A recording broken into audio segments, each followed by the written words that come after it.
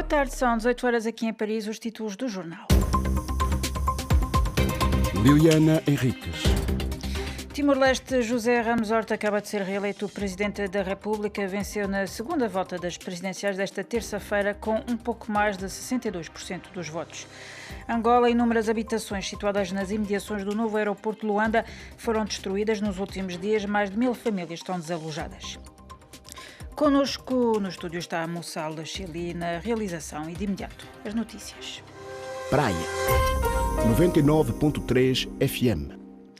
Abrimos com a atualidade internacional. Timor-Leste, José Ramos Horta acaba de ser reeleito Presidente da República, venceu na segunda volta das presidenciais desta terça-feira com um pouco mais de 62% dos votos, face ao Presidente cessante, Francisco Guterres, que obteve 37,91% dos votos.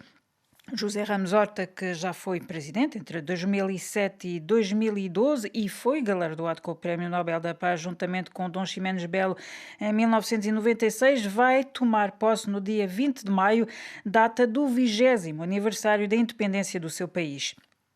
Em entrevista à RFI, José Ramos Horta declara que, não obstante a crise política, ele pretende pautar-se pelo diálogo, lembrando o historial de resoluções de crises que tem, nomeadamente na Guiné-Bissau ou na Colômbia. Sou homem de diálogo com vista a encontrar soluções para desafios, problemas onde às vezes aparecem insolúveis, onde muitas vezes as paixões, os ânimos são extremados. Trabalhei nisso no meu país durante a crise de 2006, 2007. Fui um dos autores centrais da pacificação da crise de 2006-2007 e trabalhei na Guiné-Bissau e em muitas outras situações, incluindo na Colômbia, onde negociei há muitos anos atrás a libertação de reféns. Portanto, eu sei o que é a resolução de conflitos, sei o que é construir pontes e a situação atual de hoje em Timor não é comparável à situação de crise de 2006. A crise aqui é crise política, crise da nossa democracia. Quando optamos pela democracia, o multipartidarismo, às vezes o resultado é isto. Confronto de ideias, muitas vezes nem é confronto de ideias, confronto de personalidades, de egos. E a vida é assim, temos de lidar também com isto. Era José Ramos Horta, que acaba de ser reeleito Presidente de Timor-Leste, entrevistado por Miguel Martins, que voltaremos a ouvir dentro de instantes no espaço convidado. Ucrânia, após 56 dias de guerra, a ONU refere que mais de 5 milhões de ucranianos deixaram o país em deslocação em Kiev para se encontrar com o presidente ucraniano Charles Michel, presidente do Conselho Europeu. Disse que a história não vai esquecer os crimes de guerra.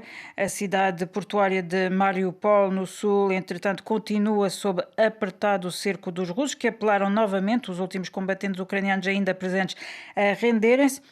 E, paralelamente, ambas as partes chegaram a um acordo para um último corredor humanitário para os civis que se encontram junto da fábrica de aço Azovstal, isto antes do último assalto.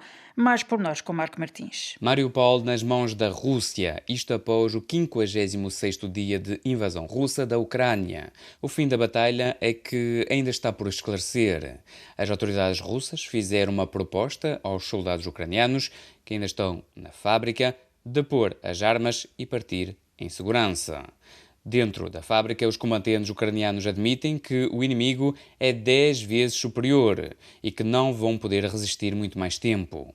Aliás, Sergei Volina, do 36º Batalhão da Marinha Ucraniana, pediu à comunidade internacional para uma extração, utilizando um processo bem definido que permita a um país socorrer pessoas em perigo.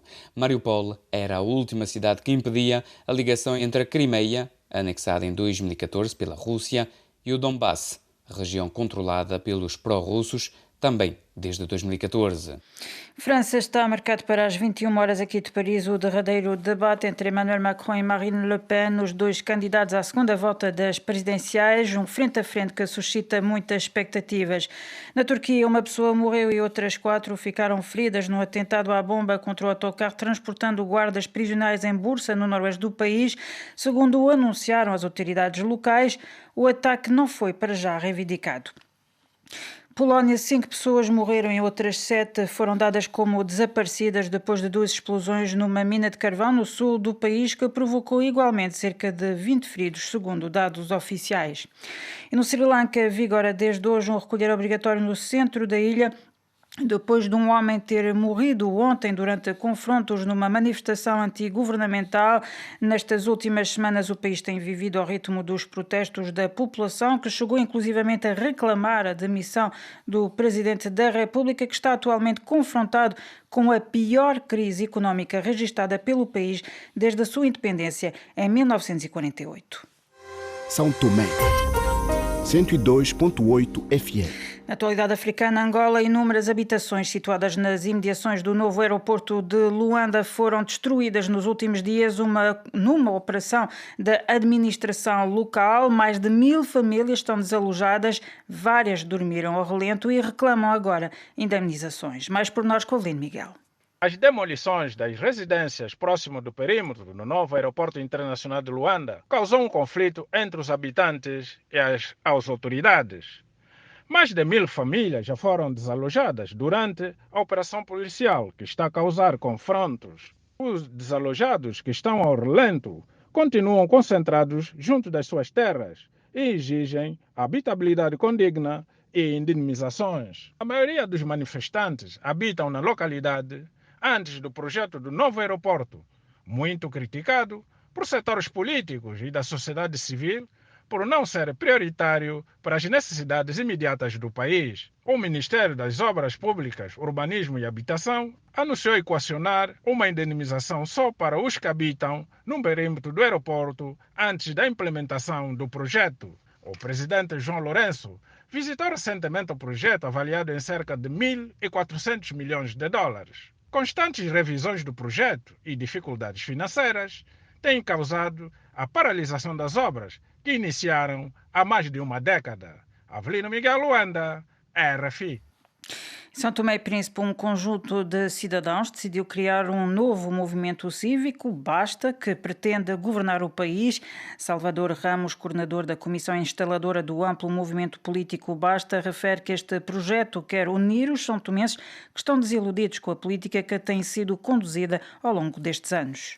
Um dos aspectos fundamentais que nós tivemos em consideração é a falta de unidade entre os são-tomenses para nos ocuparmos de questões fundamentais do desenvolvimento do país. Que é um movimento aberto a todos os cidadãos e também a forças partidárias? Aquelas que quiserem vir, elas não virão enquanto forças, mas virão enquanto personalidades oriundas desses partidos. Em que fase está este movimento? O movimento está na fase de legalização e de implantação a nível de todo o país. Pode-me dar o nome de algumas das personalidades que integram este movimento Basta? São personalidades com experiência, com carisma e que vão emprestar ao movimento uma grande contribuição para que ele possa, de facto, cumprir os objetivos para o qual ele está a ser criado. Alguma imprensa chegava a avançar o nome de Delfim Neves? O Dr. Delfim Neves é uma personalidade com experiência, com traquejo, com maturidade e se ele puder juntar-se a nós, será bem-vindo à nossa casa. E precisamente Delfim Neves, presidente do Parlamento São Tomense, disse à RFI que se houver uma identificação política com o movimento, estará disponível para liderar o movimento Basta. Se houver, naturalmente, uma ideologia política da qual eu me vejo e se também os membros do movimento acharem que eu sou a pessoa indicada para liderar o processo, estarei disponível, sem problema nenhum. Vamos ver quais são as condições que me apresentam, quais são a ideologia política do movimento, quais são as ideias que tenho para o país, porque o país precisa, sim, dessa alternativa política.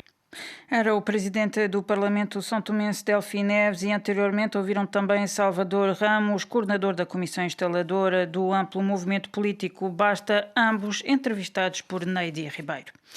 Moçambique, Filipe Nyusi recebe amanhã em Tete, no interior do país, o seu homólogo do Malawi para o lançamento de um projeto de interligação elétrica entre os dois países, com o presidente do Malawi, que vai permanecer em Moçambique até domingo. O chefe de Estado moçambicano deveria igualmente abordar a cooperação bilateral, assim como o contexto regional, o Malawi assegurando atualmente a presidência rotativa da SADC.